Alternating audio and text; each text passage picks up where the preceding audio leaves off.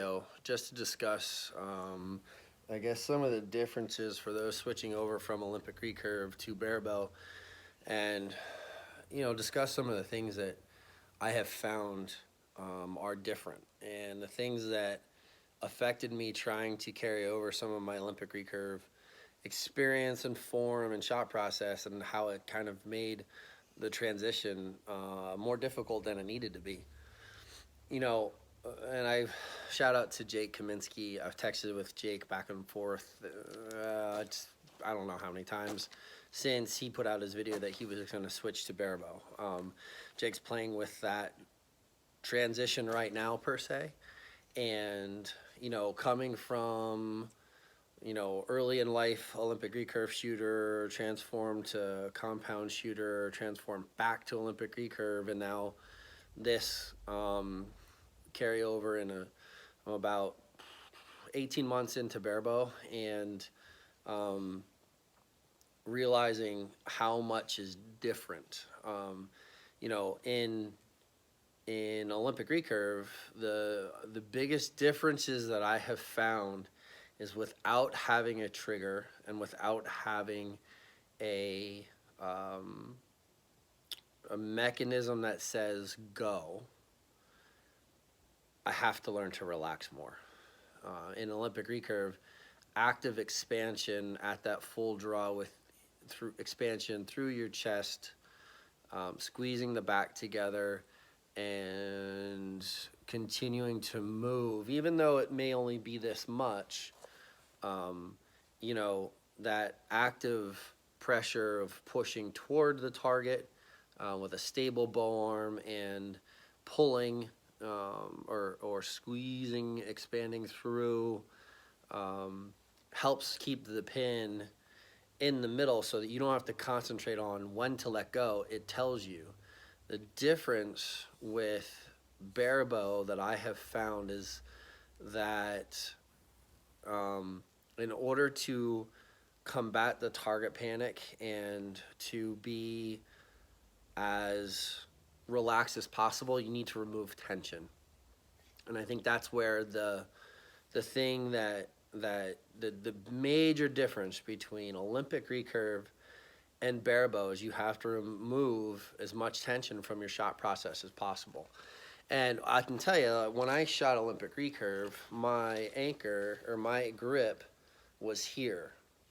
And then when that bow would shoot forward and go through that typical transition of that Olympic recurve explosion and the bow falling forward, it just, my finger sling caught the bow, and I had that expansion. And I actually watched Jake's video today, and and that he talks about how that the explosion, that left pull from here, boom, and that explosion that happens where the bow goes straight forward, and that left movement. That was the hardest thing to get rid of for me. I still fight with it.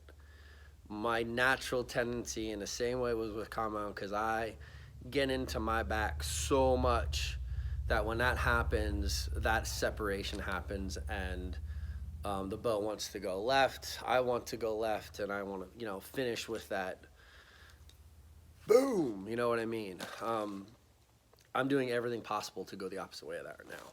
I have found, and my scores didn't start going up in Barebow until I got out of that active pulling motion, that idea that the NTS teaches. I draw back, come into my anchor, and that's it. I hold. I know my alignment is right because I can tell at the ease of holding at full draw where that happens at. The problem that I run into, or had run into in the beginning, is when the NTS, they talk about keeping your hips over your squared and over your heels. And the difficulty that I found with that is because you're not anchoring under your chin and your hands moving out and up further, you can't, the difficulty is turning at your trunk, utilizing your core and getting into that position. It creates a lot of tension. Um, Again, the idea is removing tension. So what I've had to do is I've had to, I mean, it's only this, maybe that much of space. It's not a big movement, but I do turn at my hips a little bit. I turn this way a little bit to open my shoulders to help me get, because I'm so much further outside of the anchor here, to allow my elbow to go that extra distance that it takes to get into alignment. That and I'm and the hook behind my jaw. So my anchor will continually be index finger corner of my mouth, that cup, the C around the back of my jaw, and then that enables me to be stable and steady here. And the other thing that I notice I had to do is I didn't realize how much tension I actually ended up shooting with in my bow hand previously.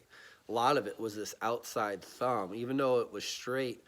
It was straight and into the outside edge of the riser. Well, that pressure into the outside of the riser is me pushing it, wanting to go to the left. Now, it was my target panic. It made a huge difference when I stopped creating tension. So I do have a place that I set my index finger so that I ensure that my grip is in the same spot, but that's it. That's where it stays throughout the entire shot. Now, you know, my subconscious lets go of the arrow. It lets go of the arrow when the tip of my arrow just settles. When I become completely calm, and if you're looking at the gold and, you know, my float's happening, and it's a lot of times I get to the middle and I may bounce out. Sometimes I don't. But if I do, I go right back, and I don't try to control it. I just try to let it does what it does, and then it slows down right here. So on that target behind me, if this was the tip of my arrow might come in and hit, and it might dip bang. But if I can't put it back, or if I'm stuck below, I will vacate the shot, let down, and start over. Sometimes it just goes there and it does this, back and forth like this. And then when it finally settles and I feel confident that that's where I want it, in my brain, I transfer my concentration from letting it settle to what my release is, where I'm supposed to finish on my release. So my finish for me is here. I do have that finger drag, or as close to that finger drag as I can get, or I come straight back and finish here. But it still has a little bit of a static tendency to it it's very difficult to find. I can do a great blind bail, but give me a target or tournament pressure and things get a little crazy. I will say that you have to find what works for you. The full-blown expansion, I don't believe it works as easily because we don't have the stabilizers. We don't have all this other stuff to help us aim. Sure, we have some weight on our riser, but let's face it, it doesn't do a whole lot. It doesn't really suppress as much as I thought it used to. I like a heavy bow, but I'm starting to wonder if that really does help. I don't think it does. But at the same token, you know, the bow arm has to be active to be stable and strong after the shot. And what I mean by that is the more still that your bow arm is after the shot is an indicator of how steady your aim was. I feel like you need to pursue a level of consistency and a level of like a repeatability. It's so much easier to be relaxed repeatedly than it is to be under tension or stress repeatedly. And I guess this is where my my personal feelings on shooting the idea of like the finger on the front of the riser and doing like a little click or this action on the front of the riser.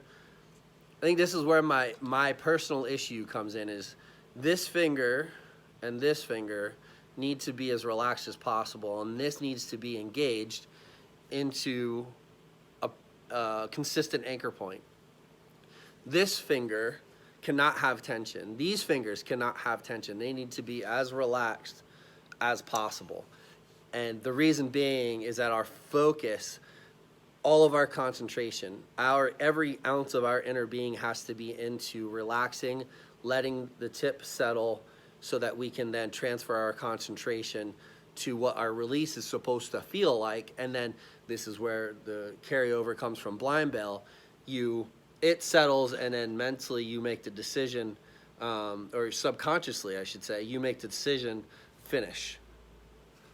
All right, I'm gonna show you what that looks like.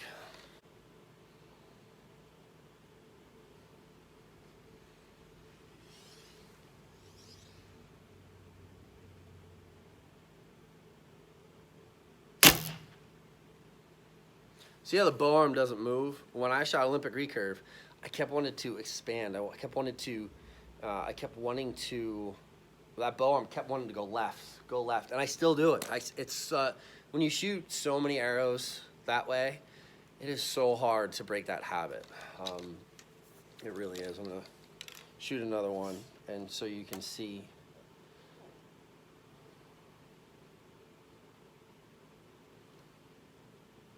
I feel like you need to have those 3 points of reference for a consistent anchor point, that being the tip of the finger, this joint right here on your, forgot the arrows in the bow, this joint, or this part right here of your hand, and then the thumb. Those three are active aiming, or active anchors, and they are in contact and give you that repeatability, so you can't creep forward. But you could still creep forward, but you creep forward by losing tension in your back, which is the importance of not overdrawing and then coming forward. Because when we come forward, we are deactivating the muscles that are allowing us to get into our back.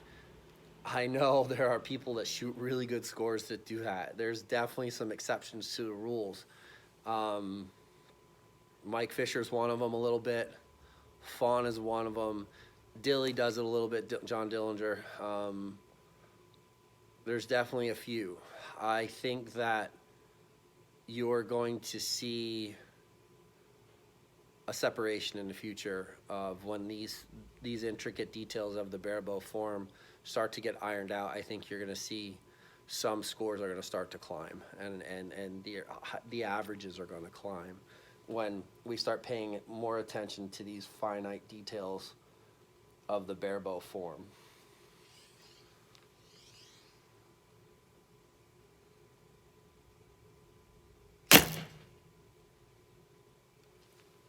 Bow goes straight, it's not left.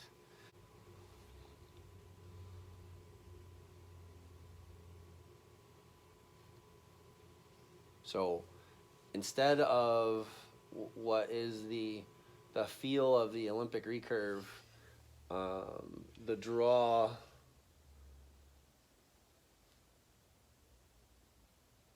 here, instead of turning here to get into my alignment this way, I use my hips. You can still engage your stomach, you can still have stabilization through your core, but it's because you're so far outside on the side of your face as opposed to under here, you're out here, you need to make up that difference somewhere. And I feel like that the majority of people, especially full-bodied people like myself, might have a hard time with that, and you're still using major muscle groups. And those major muscle groups being your core, your glutes, and your quads. So we're here, And I don't know. I think results relatively speak for themselves as well.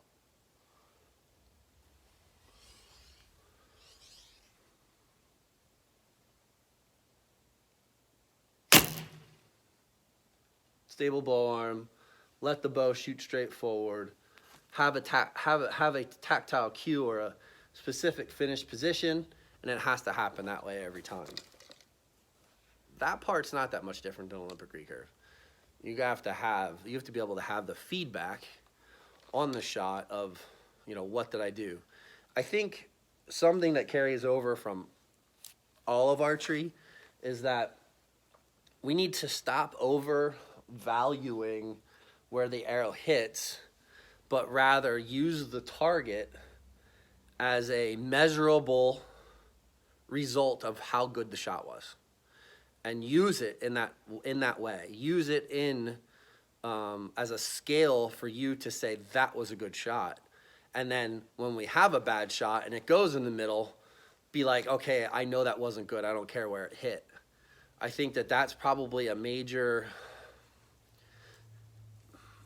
issue amongst some of those out there that have really good form and just have a poor mental game, is we need to use the target to measure the value of our shot, not the value of our arrow. That's what that is. And when we change that process of thinking, and we really harness the feel of our shot and compartmentalize the steps of our shot, that's when we're going to see the improvement. For those of you out there thinking about trying Barebow and happen to be coming from Olympic, this helps you out. I know it did for me, but it took me a while to figure it out. If you're coming in from Olympic recurve and have decent form, you're going to see some elevated results right in the beginning. It's just working through the target panic and trying to find ways to reduce as much tension in your shot process as possible. That is going to be the crucial step in seeing the continued incline of your scores. All right, thanks for watching the Barebow project, and make sure to follow our YouTube page and check us out on Facebook, and don't forget, go to iTunes, Podcast, Podbean, Anchor, and all those locations that you can download our podcast, the Barebow Project podcast. For myself, John Demmer, Grayson Parlow. Thanks.